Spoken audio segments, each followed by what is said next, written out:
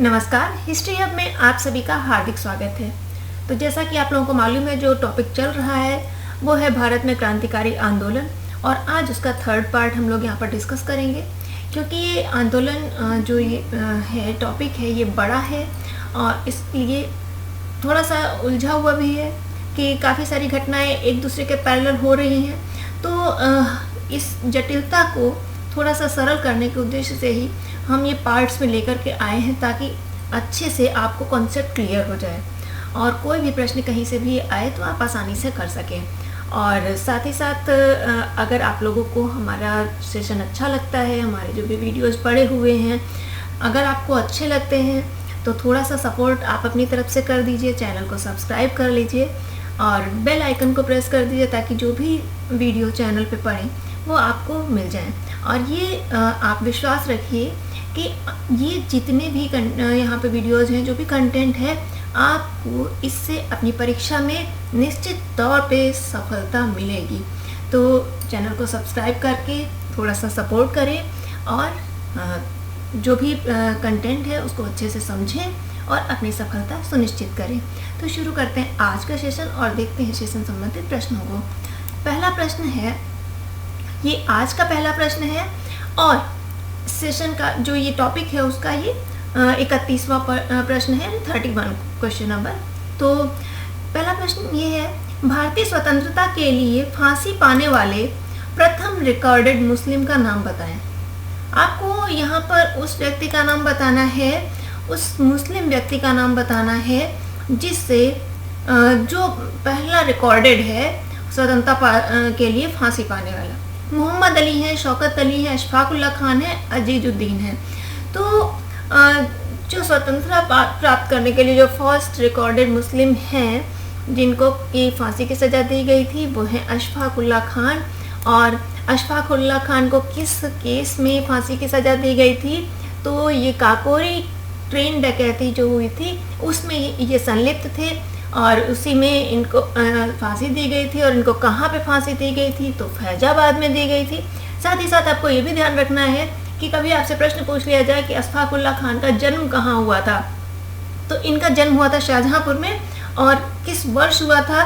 तो 1900 में, 1900। तो 1900 में इनका जन्म हुआ था और इनको 1927 में फांसी दी जाती है फैजाबाद जेल में, क्योंकि काकोरी कांड जो हुआ था, जो काकोरी ट्रेन डकैती थी, उसमें ये संलिप्त थे।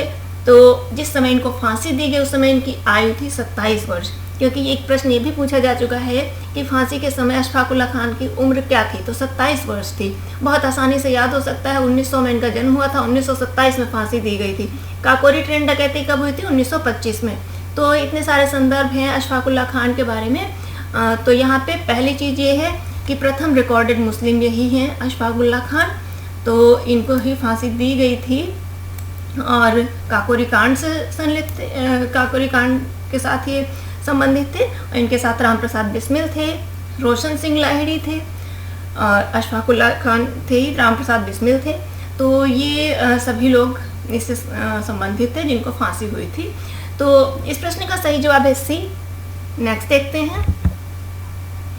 नेक्स्ट यहाँ पर कुछ मुकदमे दिए गए हैं और आपको नीचे दिए गए मुकदमों को तिथि अनुसार लगाकर सही उत्तर चयन करिए। तो यहाँ पे नीचे 4 मुकदमे दिए गए हैं और आपको इनको सही क्रम से लगाना है कि कौन किस क्रम में हुआ या कौन कब हुआ। तो इसको हम लोग देख लेते हैं। हम बात करते हैं काकोरी मुकदमा। अगर काकोरी की बात करते हैं तो काकोरी कांड कब हुआ था? तो 1925 में हुआ था। तो ये तो है 1925 की घटना, ठीक है। और जो मेरठ मुकदमा है, मेरठ मुकदमा ये जो है ये 1929 के वर्ष की घटना है। अब यहाँ पर हम लिख नहीं पा रहे हैं, हाँ थोड़ा सा इशू है राइटिंग का यहाँ पर। और तो काकोरी 1925, मेरठ 1929। कानपुर मुकदमा जो है ये 1924 की घटना है। और बचा लाहौर मुकदमा। अब लाहौर के संदर्भ में हम लोग 2 मुकदमे देखते हैं। एक है जो कि 1916 में गदर पार्टी से संबंधित, गदर आंदोलन से संबंधित था, और दूसरा 1929 का है जो कि लाहौर षड्यंत्र केस, जो भगत सिंह और बटुकेश्वर दत्त वाला जो मामला था उसमें संबंधित है। लेकिन यहाँ पर जो विकल्प दिए हुए हैं तो उन विकल्प के क्रम में ये जो है ये 1916 का ही जो मुकदमा है उसी की बात हो रही है, क्योंकि जब आप ऐसा इस तरह का प्रश्न आए और जब आप विकल्प लगाएं तो आप अवश्य ध्यान दे लें कि ये किस विकल्प का मतलब कहाँ से सही बैठेगा। तो एक 16 का है और एक 1929 का है। अब देखिए 1916 सबसे पहले आएगा, तो यानी कि एक सबसे पहले आएगा, ये तो हमें मालूम हो गया। तो सबसे पहले हो गया एक, उसके बाद में 1924 कानपुर मुकदमा, तो 1 के बाद आएगा 4 और 4 के बाद आएगा 1925 यानी कि 2। राइटिंग पे मत जाइएगा क्योंकि अभी ऐसे ही हम किसी तरह से लिखने का प्रयास कर रहे हैं। और तीसरा है मेरठ जो कि 1929 का है। तो 1, 4, 2 एंड 3, तो 1, 4, 2 एंड 3, 1, 4, 2 एंड 3 ये सी विकल्प में आ रहा है और यही इस प्रश्न का सही जवाब है। तो लाहौर मुकदमा 2 मुकदमे हैं, एक 1916 का है, एक 1929 का है। लेकिन यहाँ पर आप देख लीजिए कि सभी में 1 पहले दिया गया है और 2 तो पहले हो ही नहीं सकता क्योंकि उससे पहले 1924 की घटना है। बस इसी की वजह से ये विकल्प देख करके ही चीज़ समझ में आ रही है कि ये जो लाहौर मुकदमा है 1916 वाले मुकदमे की बात हो रही है। जो लाहौर का प्रथम षड्यंत्र मुकदमा जो है गदर आंदोलन के बाद 1916 में हुआ था और 1930, 29, 30 वाला जो था भगत सिंह वाला था। तो इस प्रश्न का सही जवाब है सी। नेक्स्ट देखते हैं। नेक्स्ट है सूची 1 को सूची 2 से सुमेलित कर नीचे दिए गए कोड से अपने उत्तर का चयन करें। अब एक तरफ यहाँ पर कुछ केस दिए गए हैं और दूसरी तरफ उनसे संबंधित व्यक्तियों के नाम दिए हैं। तो अब इनको मैच करना है एक दूसरे से, तो देख लेते हैं। देखिए हावड़ा षड्यंत्र केस जो है इसके साथ जो संबंधित हैं वो हैं जतेंद्र नाथ मुखर्जी और यानी कि 3 हो जाएगा यहाँ पे। लाहौर षड्यंत्र केस का साथ में कौन संबंधित है आपको मालूम है, भगत सिंह हैं, सुखदेव हैं, राजगुरु हैं, बटुकेश्वर दत्त हैं। तो ये यहाँ पर राजगुरु दिया हुआ है तो ये 4 हो गया। दिल्ली षड्यंत्र के साथ जो जुड़े हुए हैं ये है मास्टर अमीचंद। आपको मालूम होना चाहिए दिल्ली षड्यंत्र केस क्या था, जब लॉर्ड हार्डिंग की बग्घी पर बम फेंका गया था। हालांकि लॉर्ड हार्डिंग बच गए थे और ये जो घटना हुई थी इस घटना का जो दिल्ली षड्यंत्र केस है इसके जो मास्टरमाइंड थे वो थे रास बिहारी बोस। वही रास बिहारी बोस जो कि आज़ाद हिंद फौज का आगे नेतृत्व संभालते हैं। तो वही रास बिहारी बोस दिल्ली षड्यंत्र के मास्टरमाइंड थे। तो ये इसमें और कई लोग थे, मनमत विश्वास थे, मास्टर अमीचंद थे, रास बिहारी घोष। तो रास बिहारी बोस बच जाते हैं। अच्छा एक चीज़ ध्यान रखिएगा, घोष और बोस। घोष जो थे वो एक उदारवादी नेता थे, ठीक है। और जो ये बोस हैं तो आप बोस को सुभाष चंद्र बोस के साथ कनेक्ट कर लीजिए कि ये इन लोगों की विचारधारा कैसी थी, उग्र विचारधारा थी। तो रास बिहारी बोस थे दिल्ली षड्यंत्र केस के मास्टरमाइंड। तो यहाँ पे मास्टर अमीचंद का नाम दिया गया है, 1 हो गया। अलीपुर षड्यंत्र केस के साथ जिनका नाम जुड़ा है वो है अरविंद घोष, 2। 3, 4, 1, 2 3, 4, 1, 2 ये सी विकल्प में आ रहा है और यही इस प्रश्न का सही जवाब है। नेक्स्ट देखते हैं। चटगांव शस्त्रागार धावा किसके नेतृत्व में संचालित किया गया? जो चटगांव आर्मरी रेड हुई थी तो चटगांव का शस्त्रागार लूट लिया गया था, तो आपको बताना है किसके नेतृत्व में ये घटना हुई थी। तो ये हुई थी घटना सूर्य सेन के नेतृत्व में, जिनको प्यार से मास्टरदा कहा जाता था। और इन्होंने जिस संगठन के अंतर्गत ये इस घटना को अंजाम दिया था वो संगठन था इंडियन रिपब्लिकन आर्मी, IRA। इन्होंने एक संगठन बनाया था इंडियन रिपब्लिकन आर्मी और उसी के अंतर्गत चटगांव शस्त्रागार की लूट की गई थी। तो यहाँ पर पूछा जा रहा है किसके नेतृत्व में संचालित किया गया था? तो सूर्यसेन के नेतृत्व में संचालित किया गया था। कभी पूछ लिया जाए कि निम्न में से किसे मास्टरदा के नाम से जाना जाता था, तो किसे जाना जाता था मास्टरदा के नाम से? मास्टरदा के नाम से जाना जाता था सूर्यसेन को। इस प्रश्न का सही जवाब है ए, सूर्यसेन। नेक्स्ट देखते हैं। स्वतंत्रता संग्राम के सबसे कम उम्र के शहीद थे। अब जब जो स्वतंत्रता संग्राम चल रहा था तो उसमें जिन लोगों की भी शहादत हुई उनमें से पूछा जा रहा है कि सबसे कम उम्र के शहीद थे। तो कौन सबसे कम उम्र के शहीद थे ये आपको बताना है। तो इसमें सुखदेव हैं, खुदीराम बोस हैं, राजगुरु हैं, अशफाक उल्लाह खान हैं। तो किसकी उम्र सबसे कम थी? तो देखिए सुखदेव की अगर बात करें तो जब 23 मार्च 1931 को इनकी फांसी दी गई थी तो इनकी जो आयु थी सुखदेव की, इनकी आयु थी 24 वर्ष। खुदीराम बोस की जब इनको फांसी दी गई थी तो इनकी जो उम्र थी वो थी 18 वर्ष। तो 18 वर्ष और 8 माह 8 दिन, 18 वर्ष 8 माह और 8 दिन ये इनकी उम्र थी। तो इनकी उम्र कितनी थी? 18 वर्ष। तो और राजगुरु की उम्र का एक्चुअली नहीं याद है। अशफाक उल्लाह खान का भी आपसे चर्चा कर चुके हैं कि जिस समय इनको फांसी दी गई थी उस समय इनकी एज क्या थी? 27 ईयर थी। तो इनकी 27 ईयर थी। सुखदेव की कितनी थी? 24 ईयर थी। एक्चुअली राजगुरु की हमें डेट ऑफ बर्थ याद नहीं आ रही है इस समय, तो थोड़ा सा जैसे जब याद आएगी तो हम आपको इसके बारे में बता देंगे। तो यहाँ पर सबसे कम उम्र के जो फांसी पाने वाले या सबसे कम उम्र के जो शहीद हैं वो हैं खुदीराम बोस। 18 वर्ष 8 माह और 8 दिन की आयु में इन्हें फांसी दी गई थी। और किस केस में फांसी दी गई थी? तो अलीपुर षड्यंत्र केस में ही फांसी दी गई थी। क्या था षड्यंत्र? जिसमें जो अलीपुर का जो डिस्ट्रिक्ट जज था डगलस किंग्सफोर्ड, तो डगलस किंग्सफोर्ड के ऊपर उसकी हत्या का प्रयास किया गया था, बम फेंका गया था। हालांकि वो बच गया था और एक कैनेडी परिवार था, कैनेडी दंपति थे, उनकी उसमें मृत्यु हो जाती है। तो इसी केस में खुदीराम बोस को फांसी दी जाती है। और खुदीराम बोस के साथ में एक अन्य सहयोगी थे इनके, प्रफुल्ल चाकी पुलिस से बचने के चलते आत्महत्या कर लेते हैं और खुदीराम बोस को फांसी दे दी जाती है। फांसी के समय उनकी आयु कितनी थी? 18 वर्ष। ये इम्पॉर्टेंट प्रश्न है, आप इसको याद रखेंगे। नेक्स्ट देखते हैं। फिर 2 सूचियाँ दी गई हैं और सूची 1 का सूची 2 से मिलान करना है और फिर कूट से अपने उत्तर का चयन करना है।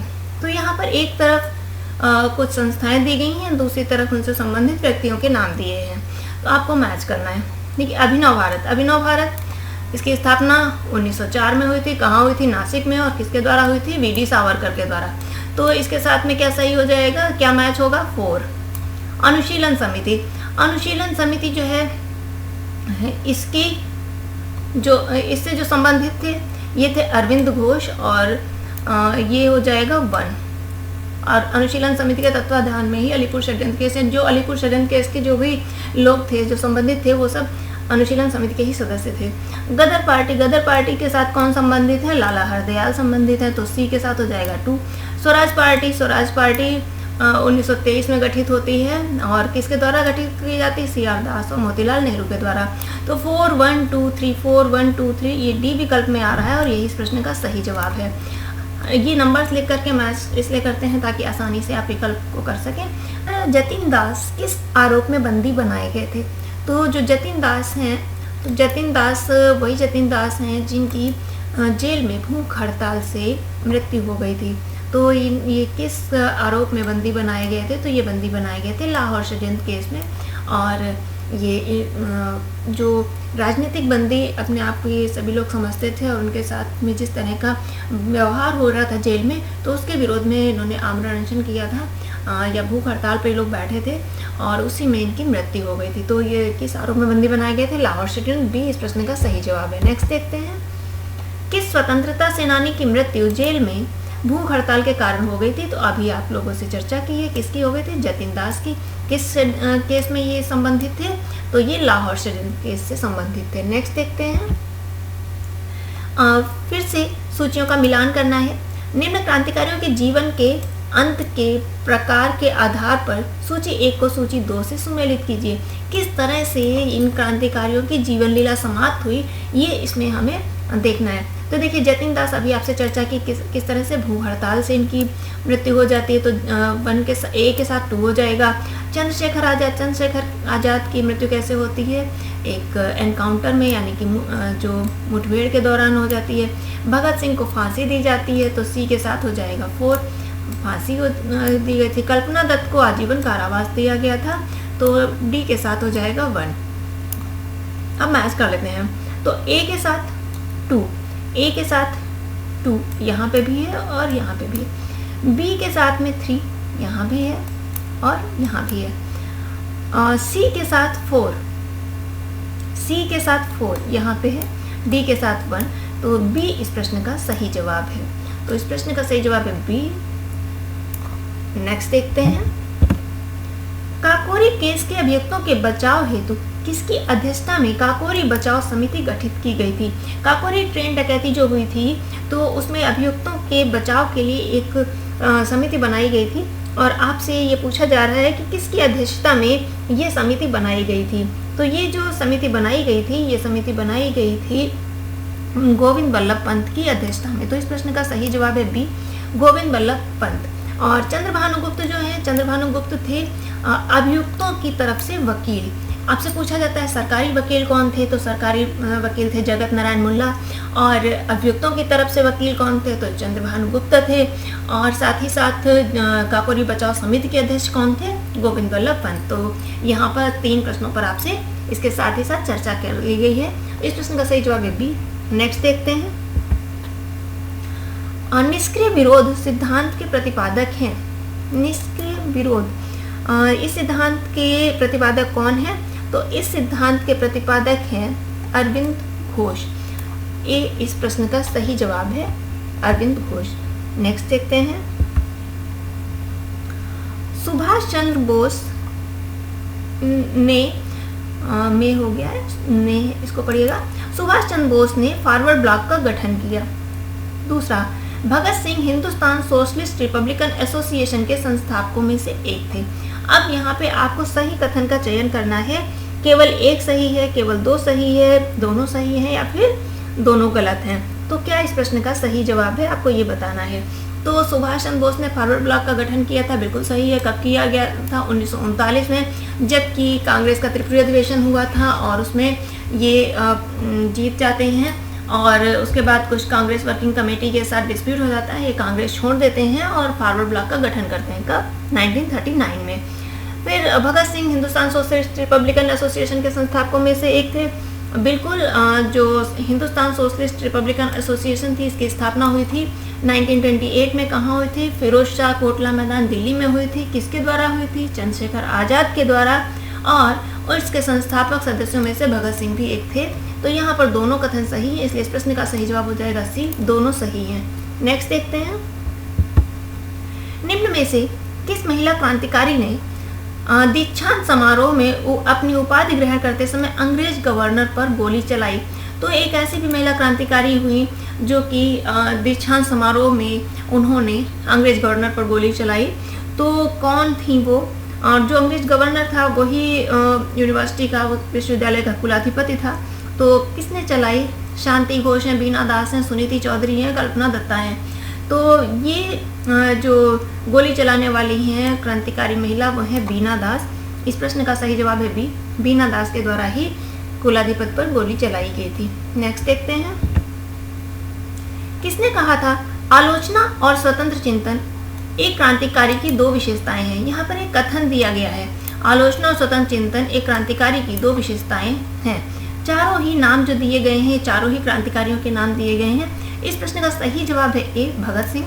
भगत सिंह का ये कथन है। राम प्रसाद बिस्मिल, सरफरोशी की तमन्ना इनके साथ जुड़ा हुआ। सचिन नाथ सान्याल, इनकी एक बहुत ही चर्चित पुस्तक है बंदी जीवन, और जिसको क्रांतिकारियों की पाठ्य पुस्तक कहा जाता था। अगर आपसे प्रश्न पूछा जाए कि कौन सी पुस्तक क्रांतिकारियों की पाठ्य पुस्तक कही जाती थी, तो वो थी बंदी जीवन। उसके लेखक कौन है? सचिंद्रनाथ सान्याल। भगवती चरण बोरा, भगवती चरण बोरा इन्होंने लिखी थी पुस्तक फिलॉसफी ऑफ बम या बम का दर्शन। तो फिलॉसफी ऑफ बम या बम का दर्शन लिखने वाले जो हैं वो हैं भगवती चरण बोरा। चारों ही क्रांतिकारी हैं, चारों के साथ में कुछ महत्वपूर्ण तथ्य जुड़े हुए हैं जो हमने आपके साथ चर्चा की है। और जहाँ तक इस प्रश्न का संबंध है तो इसका सही जवाब है ए, भगत सिंह के द्वारा ही ये कथन कहा गया है। नेक्स्ट देखते हैं, लाठी क्लब की स्थापना किसने की थी? एक क्लब की बात हो रही है, लाठी क्लब, या यही था व्यायाम मंडल। तो इसकी स्थापना किसने की थी? भगत सिंह है, लाला लाजपत राय, तिलक है, विपिन चंद्र है। तो इसकी स्थापना तिलक के द्वारा की गई थी और ये क्रांतिकारी संगठन ही था और इसकी स्थापना महाराष्ट्र में हुई थी। तो और अगर देखा जाए तो जो क्रांतिकारी गतिविधियां हैं वो सर्वप्रथम कहाँ से प्रारंभ होती हैं? वो प्रारंभ होती हैं महाराष्ट्र से, और तिलक के ही नेतृत्व में ये प्रारंभ होती हैं। तो ये जो चाहे लाठी क्लब आ जाए या व्यायाम मंडल आ जाए, एक ही है, और इसकी स्थापना 1896-97 के आसपास होती है पूना में। और इसमें किसके द्वारा हुई? प्रेरणा स्रोत इसमें तिलक होते हैं, और इसकी स्थापना की गई थी चापेकर बंधुओं के द्वारा। वही चापेकर बंधु जिनके द्वारा जो प्लेग कमिश्नर थे रैंड और एहरेस्ट, उनकी हत्या की गई थी। तो वही चापेकर बंधुओं के द्वारा ही लाठी क्लब की स्थापना की गई थी पूना में 1896-97 में।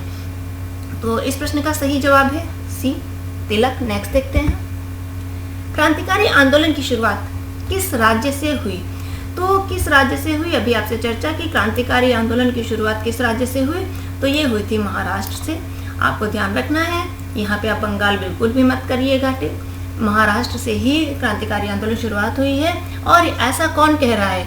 ऐसा कह रहा है जो सिडनी रॉलेट की अध्यक्षता में जो कमेटी बनी थी, तो सिडनी रॉलेट ने जो अपनी रिपोर्ट दी थी उसमें ये बताया गया कि जो क्रांतिकारी गतिविधियां हैं जो सबसे पहले प्रारंभ हुई, वो कहाँ से प्रारंभ हुई? महाराष्ट्र से। तो इस प्रश्न का सही जवाब है ए। नेक्स्ट देखते हैं, निम्न में से किस मामले में वीडी सावरकर को 1911 में अंडमान निकोबार की कुविख्यात सेल्युलर जेल में भेज दिया गया था? तो किस मामले में वीडी सावरकर को अंडमान निकोबार की कुख्यात जेल में भेजा गया था, ये आपको बताना है। तो ये भेजा गया था नासिक षड्यंत्र केस में। और नासिक षड्यंत्र केस भी, ये नासिक षड्यंत्र केस क्या था? ये घटना हुई थी 1909 में, और ये था क्या, जो नासिक के डिस्ट्रिक्ट जज थी जैक्सन, तो उनकी हत्या कर दी गई थी। और हत्या क्यों की गई थी? क्योंकि जो वीडी सावरकर थे, इन्हीं के भाई थे जीडी सावरकर, गणेश दामोदर सावरकर। तो उनके द्वारा कुछ कविताएं लिखी गई थी मित्र मेला के लिए। तो वो जो कविताएं लिखी गई थी, तो उसमें जीडी सावरकर को मान लिया गया था कि ये देशद्रोही हैं। तो इसी के चलते गणेश दामोदर सावरकर को 1909 में काला पानी की सज़ा दे दी गई थी। तो जब उन्हें काला पानी की सज़ा दे दी गई, तो इससे जो भी क्रांतिकारी थे वो बहुत नाराज़ हुए।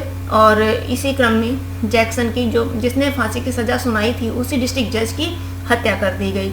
आगे चल कर के पता चलता है कि वीडी सावरकर भी इसमें संलिप्त थे। हालांकि वीडी सावरकर उस समय नासिक में नहीं थे, वो कहाँ थे? लंदन में। लेकिन उनकी संलिप्तता पाई गई, क्योंकि जिस पिस्टल से हत्या की गई थी वो इम्पोर्टेड था, वो इंग्लैंड मेड था। तो और इंग्लैंड कौन गया था? वीडी सावरकर गए हुए थे, उस समय वहीं थे, और श्यामजी कृष्ण वर्मा के द्वारा बनाए गए इंडिया हाउस हॉस्टल में रह रहे थे। तो इसी कारण उनको भी उनकी संलिप्तता मान करके वीडी सावरकर को भी गिरफ्तार कर लिया जाता है, और उनको भी काला पानी भेज दिया जाता है। तो ये पूरा घटनाक्रम है ये वीडी सावरकर के अंडमान निकोबार की सेल्युलर जेल में भेजे जाने का। तो इस प्रश्न का सही जवाब है बी, नासिक षड्यंत्र। नेक्स्ट देखते हैं, निम्नांकित घटनाओं को सही क्रम में व्यवस्थित करो। अब यहाँ पर 4 घटनाएं दी गई हैं, और इनको आपको क्रमानुसार लगाना है कि कौन सी घटना पहले हुई और कौन सी बाद में। तो इन्हें क्रमानुसार व्यवस्थित करना है। तो जब भी ऐसे प्रश्न आए, तो पहले जिसे हम जानते हैं हम उसके बारे में बात करें। पहले हम जिसे जानते हैं उसको मैच कर लें, तो ये प्रश्न, इस तरह के प्रश्न करना आसान हो जाते हैं। तो सबसे पहले तो हम देख लें कि हम इसमें जो अभी हम लोग चर्चा कर चुके हैं, तो किस पे कर चुके हैं? अलीपुर षड्यंत्र केस पे चर्चा कर चुके हैं ना, और ये कब हुआ था? 1908 में। तो सबसे पहले तो हम इसी को देख लेते हैं कि ये घटना है 1908 की, अलीपुर षड्यंत्र केस। और अहमदाबाद बम केस जो हुआ था, ये हुआ था 1909 में। तो 8 के बाद में ये 9 में हुआ, तो यहाँ पर हो गया 9, 1909। ये 1909 की घटना है। और इसके बाद में जो सतारा षड्यंत्र केस है, ये 1910 में हुआ था। तो सतारा षड्यंत्र केस जो है ये 1910 की घटना है। और पेशावर षड्यंत्र केस जो है ये 1922 से 27 के मध्य हुआ था। तो यहाँ पर ये हो जाएगा 1927 आप मान के चलिए, क्योंकि ये 22 से 27 तक चला था। लेकिन अगर 22 भी मान लेते हैं तो भी इन सब में सबसे बाद की घटना है। तो इस तरह से देखिए 4, 2, 1 एंड 3, 4, 2, 1 एंड 3 यही सीक्वेंस होगा, 8, 9, 10 एंड 27। तो 4, 2, 1, 3, तो ये ए विकल्प में आ रहा है और यही इस प्रश्न का सही जवाब है। नेक्स्ट देखते हैं। नेक्स्ट है 51 नंबर क्वेश्चन है, किसने राष्ट्र को चतुर्मुखी कार्यक्रम, बहिष्कार, स्वदेशी स्वराज तथा राष्ट्रीय शिक्षा दिए? तो यहाँ पर 4 व्यक्तित्व दिए गए हैं, आपको बताना है किसके द्वारा ये दिया गया था, बहिष्कार, स्वदेशी स्वराज तथा राष्ट्रीय शिक्षा। तो ये दिया गया था दादा भाई नौरोजी के द्वारा। कब? जब बंगाल विभाजन हो गया था, तो उसके बाद 1906 में जो कांग्रेस का अधिवेशन हुआ था, तो उस अधिवेशन की अध्यक्षता की थी दादा भाई नौरोजी ने, और उसी में बहिष्कार, स्वदेशी स्वराज तथा राष्ट्रीय शिक्षा ये प्रस्ताव पारित किया गया था। तो इस प्रश्न का सही जवाब है ए, दादा भाई नौरोजी। तो आज के सेशन में बस यहीं तक प्रश्नों को हम लोग देखेंगे और मिलते हैं अगले सेशन में कुछ अन्य प्रश्नों के साथ में।